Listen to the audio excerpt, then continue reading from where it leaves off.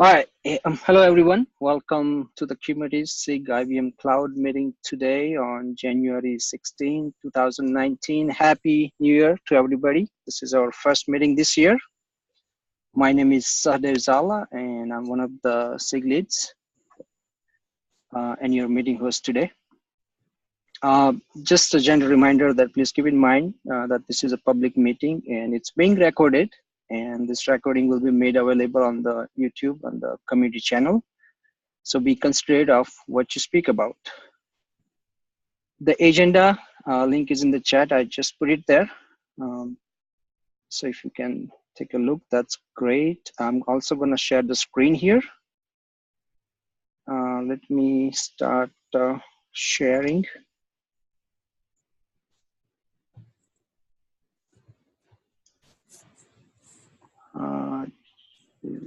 This is the one with my Zoom thing right here. Alrighty. So for today, yeah, if you get a chance, please put your attendance in the agenda. If not, I will add your name later. So we have a few items in the agenda. Before we go further, I just wanted to have any introduction from any new members and new join at the SIG. So Marky, if you're okay, would you please like to give introduction to yourself? You are the new in the meeting today. Yeah, for sure. My name is Marky Jackson. I work for Sysdig as a software engineer. I work mainly on our Falco product. I work on our on-prem and our SaaS Kubernetes offerings. I wanted to join this because obviously we have a shared interest as well. I was part of the Contributor Summit at KubeCon in Seattle, and I felt this would be a sort of a good marriage. Yep, absolutely. Well, thanks, Marky. I think that was helpful. And we have, I think, other folks. I think you pretty much know Richard and Khalid. They are the SIG co-leads, and we have Morgan and Nimesh as well on the call. So for Richard, you being this is your first meeting, we typically have first few minutes. We try to give some sort of overview or some sort of discussions around any new things happening in the IBM Cloud Kubernetes service or IBM Cloud private side. Considering things around Kubernetes or another CNCF projects. So today we have Richard, who will be providing a little overview, talk around IBM Cloud Kubernetes Service Security Patch updates. Last month was big discussion month around this topic, and we thought that would be something helpful for everyone. So Richard, would you like to go ahead, provide the overview? Would you like to share your screen? Then I can stop it, or we will be just talking, or? Yeah, I can share my screen. Okay, cool. So let me stop mine then.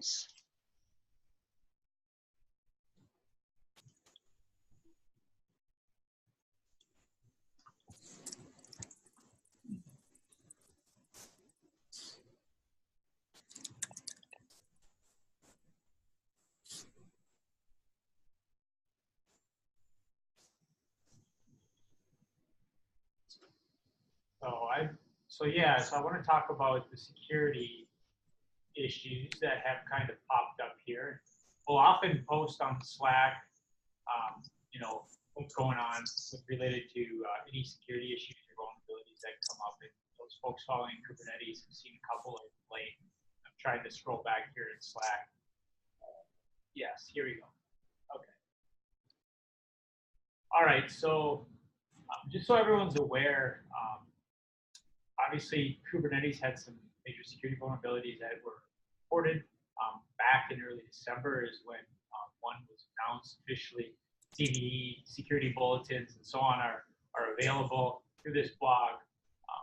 And the effective release is basically showing everything in Kubernetes at that point in time, and you had to get patches for 1.10 and later to get it fixed.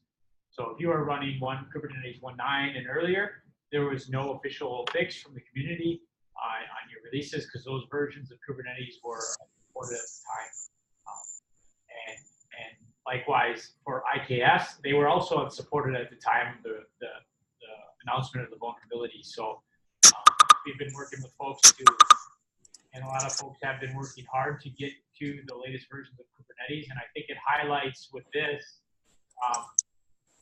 particular issue is that there's a struggle with folks keeping current with Kubernetes since it moves so quickly.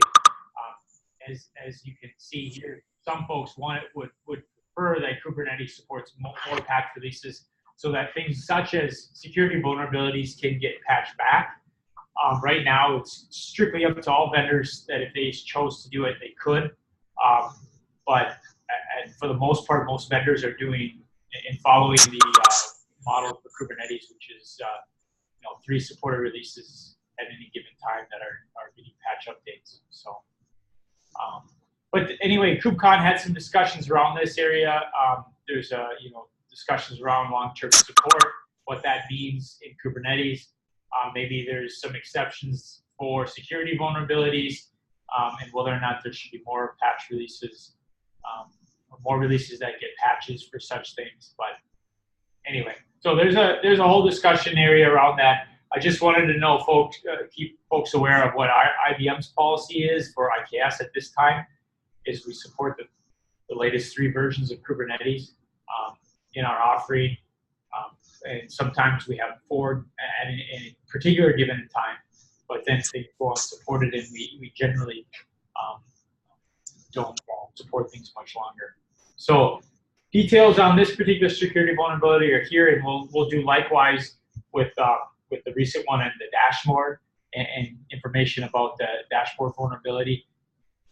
So we keep with these vulnerabilities because we do manage the clusters. We do provide the fixes automatically through our managed offering. When the vulnerability is on the master side, we will roll out patch updates for that. So that's what I wanted to highlight as of recently with respect to security vulnerabilities in Kubernetes. So as I tell folks internally and externally that please stay current and keep your clusters patched and updated and at the latest releases. Any questions for me on that?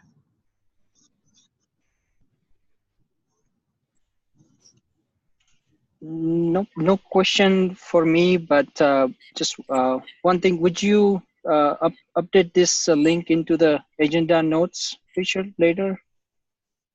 Sure, we'll do. Okay, perfect. Just to keep it handy. I believe some of us have lost access to the agenda, so we can't update it. Oh. Just to let you know. Yep. No, I will make sure then I add you back, Khalid. Okay. Yeah. Just one more comment. I think IBM Cloud Private also issued a security patch for that major security vulnerability in Kubernetes. I'll try and find the link for that and share that as well. Okay, yeah, that'll be great. Thanks. That'll be great. Let me share my screen again then, just to go back to the agenda here. So the second thing in the agenda is wanted to provide an updates on the ongoing discussions in cloud provider SIG. There was a SIG created last year with the goal to eventually consolidate all current cloud provider individual SIGs, including our SIG and other SIGs, under one umbrella. So there are things going on. There was some discussion at the KubeCon. There are discussions going in the meeting, and there is a proposal created. And let me share that. I just added it here. So this is a draft proposal for something they're gonna plan to talk to the steering committee. Richard, would you like to provide updates here as well? Yeah. So we just talked about that at the cloud provider SIG meeting last week. They put together this proposal. Folks are commenting on it right now as far as what the concerns are or what the benefits are of making this change. What effectively they're looking at doing is taking all the cloud provider SIGs, so our SIG right now, and rolling them under SIG cloud provider. And so we would no longer be a SIG. We would be maybe a sub-project, or maybe something else that would come out of it, maybe a different structure that would give us some benefits that we have with a SIG, but not officially called a SIG, and maybe not have everything that you get SIG. So there are some SIGs today that do more than just cloud provider work. And so there are some concerns around that. You can read through this. It highlights some of those concerns. I think they're looking for sign-off, and they're looking for pulling this together and bringing it to Barcelona for the next KubeCon, and having that steering committee what the proposal is for all of these vendor cloud provider SIGs and how they should. I think my input, both at KubeCon and then I'll share with you today as well, is that I don't on the surface have any particular problem with making this change. I think it's reasonable. The one thing I just want to make sure we get out of it is the ability to still have, a meeting, have a Slack discussions where we need them, interact with our interested parties that are running Kubernetes on IBM Cloud, public or private, right? So I think that's echoed by a lot of other cloud providers as well, as far as what they're interested in being able to have and being able to do. Yep. Absolutely. Yeah. Thanks, Richard. And there are some of the limitations here, and I guess this is still a work in progress. So this proposal will be updated, as I was just pointing here, and Richard mentioned all the SIGs. It's not just our SIG. All the cloud provider SIG basically will eventually sign it off. One of the things, like, sessions at the KubeCon, right, for the SIG,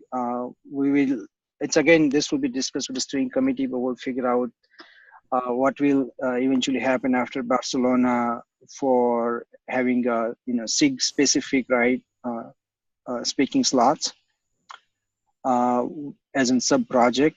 Most likely there will be, because again, this cloud provider SIG was created with this idea of consolidating all other cloud provider SIGs. So we'll see how it goes. Any question there for Richard, for myself? Any ideas? Any?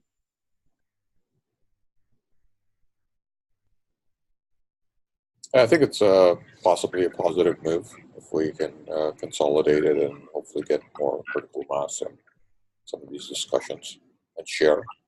Because I think it's hard for people to attend multiple SIG meetings, and if there's some way to consolidate that, and while still preserving the kind of uniqueness of the community around each cloud, that'd be better.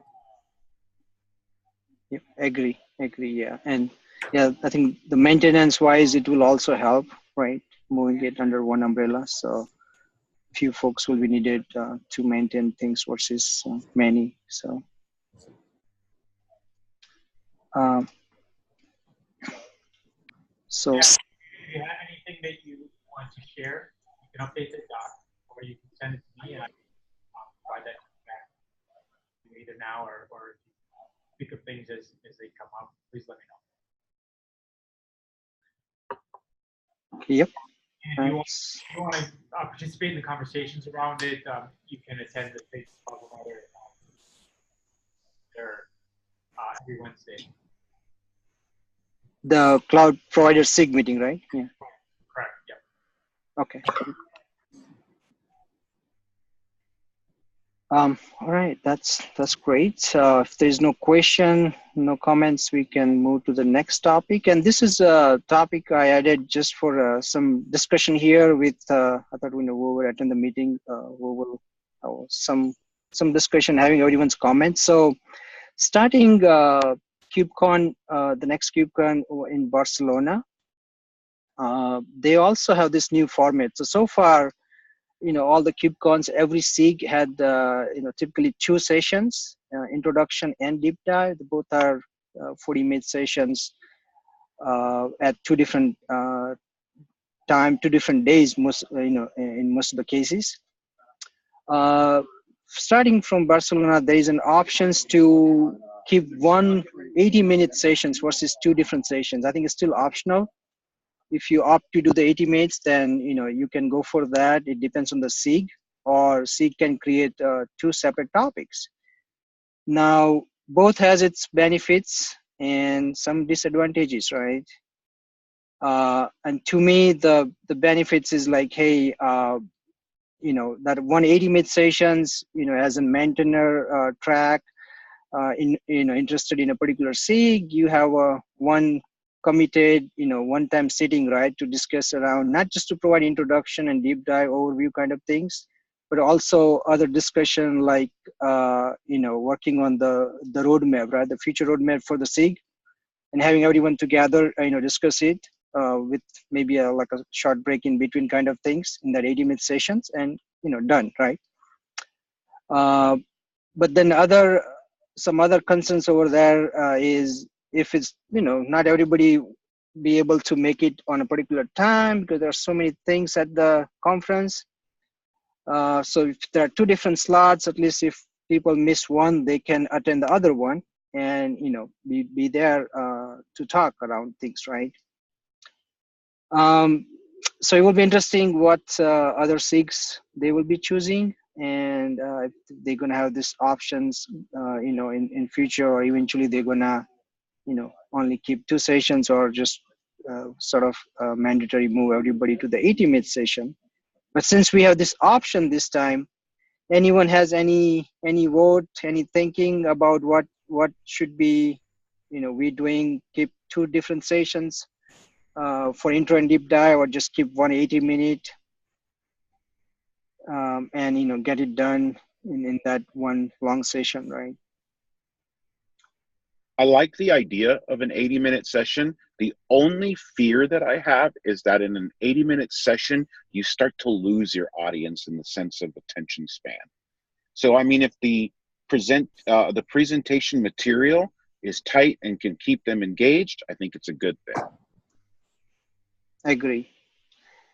Yep, I totally agree. And to me, the 80-minute sessions is more like if we decide to do it, then I mean, the first 40 minutes, it's more like a presentation where you cover the intro and sort of some of the deep dive things. And the next session will be for folks who are really interested in participating in the discussion, right? On things that SIG should be doing to make it a better place for folks to be.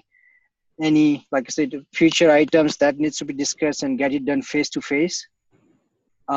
So like, the first part is more like something will be interested to everybody. The second part will be more interested to the folks who are really involved in the SIG versus, just came to know about the SIG, right?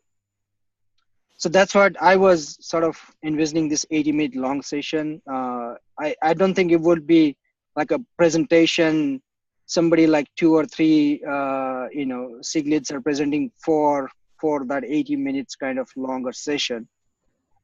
It's just like 40 minutes presentation, and then later it's more like a discussion, open discussion, and people can just decide the future of the SIG or future things. I personally like the sounds of that. I'm sorry, you like 80 minutes or no? I said I like the sounds of the 80 minutes, where 40 minutes would sort of be the intro / deep dive, and then the other 40 minutes can sort of be sort of roadmap discussion, really where core maintainers would be trying to steer the topics. And Kind of like the birds of a feather session that they have sometimes. Exactly. Yeah, I think it's worth trying out. I guess you can choose in each KubeCon whether you go for 80 or is that something that you have to commit to? Yeah, I no, that's a good question. I think it's you can choose it. I don't know, like again in future, I think they should be getting feedbacks from this KubeCon, and like I said, in future KubeCons, they may just make it mandatory, right? 180 minutes, or they will, I think, choose, giving that option. But I personally like the 80 minute one too.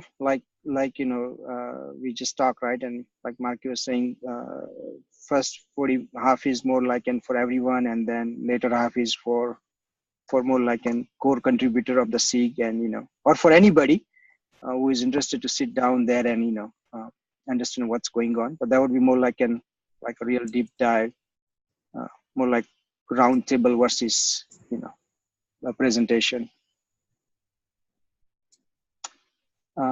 So any Richard, Nimesh, Morgan, you guys have any just wondering any thoughts there, or I think they both are good, it's just I think you got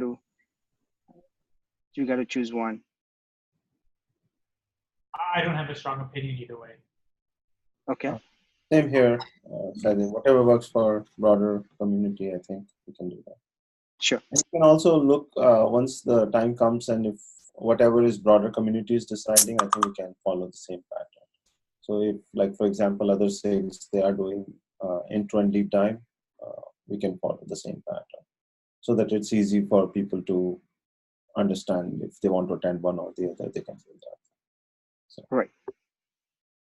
Yep. Yeah. Now I'll be paying attention. Like today, I had some little discussion on one of the SIG.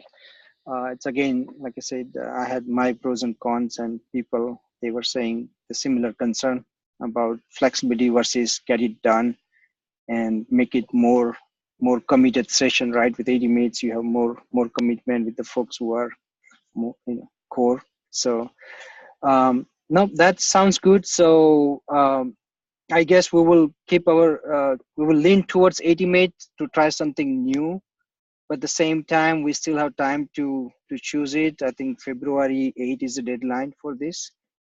So before we submit anything, I think we can keep eye on other SIGs and see sort of what, at least few of them who we can talk to and see what they are deciding to get an idea. So that sounds good. I'm not adding any minutes there because I'll add something later maybe, but seems pretty straightforward there, the discussion.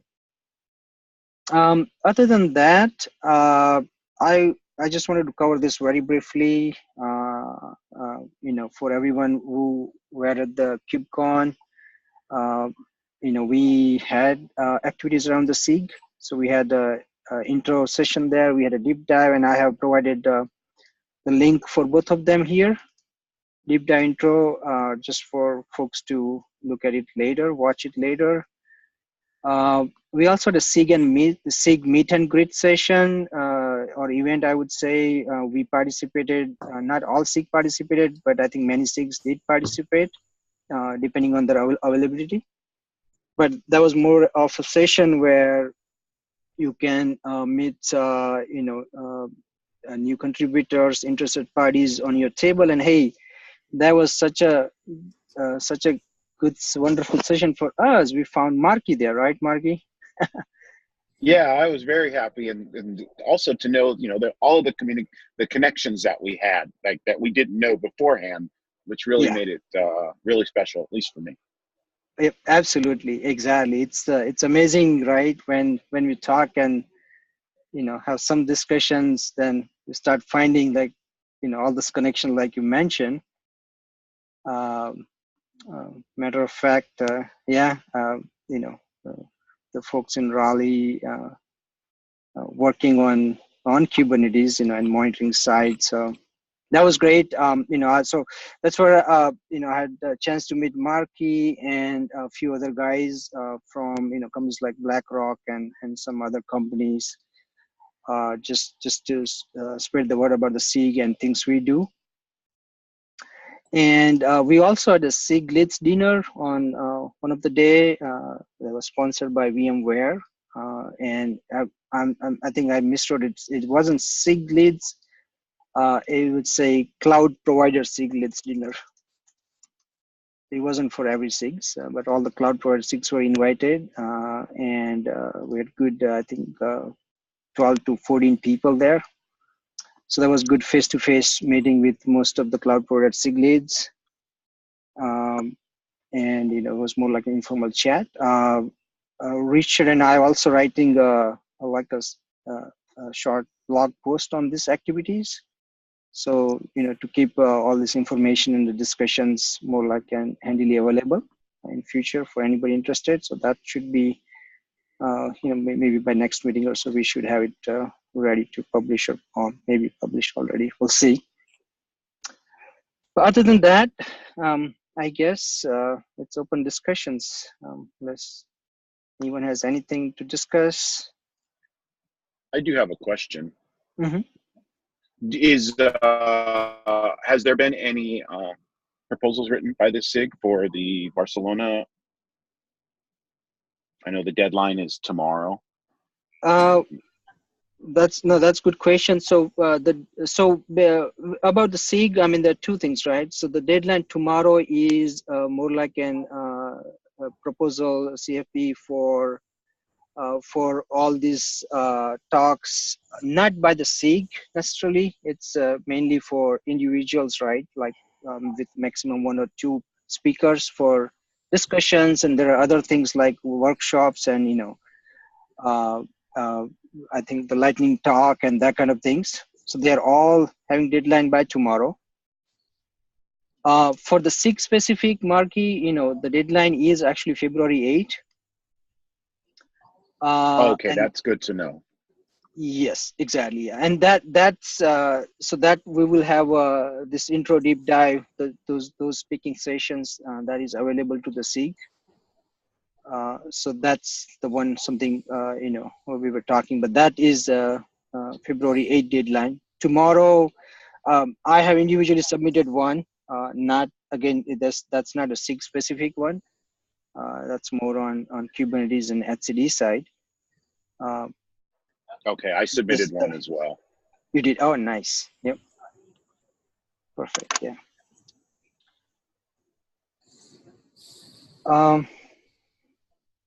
Alright. Anything else folks want to discuss? One more quick thing for Marky is it will be good in future meetings. We have these meetings every other week. So it will be good if you guys have written any integration with IBM Cloud, and if you can share or demo to this group, I think that will be really helpful. We post these videos on YouTube so other people will get benefit from your knowledge sharing. Yes, most definitely. And we've actually started doing something like that. At least I personally have.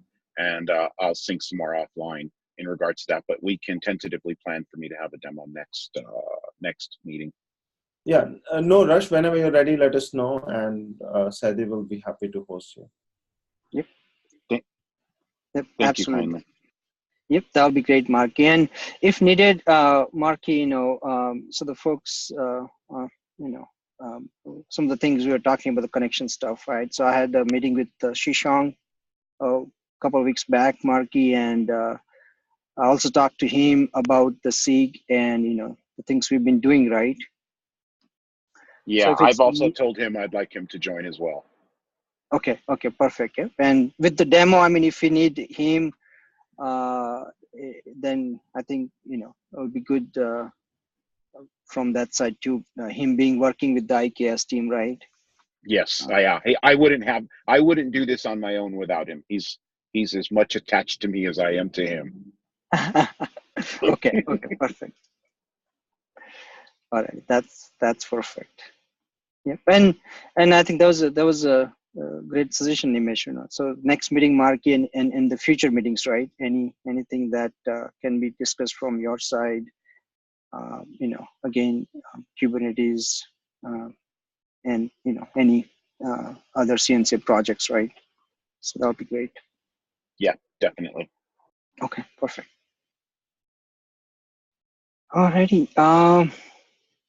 Anything else, guys, need to talk or?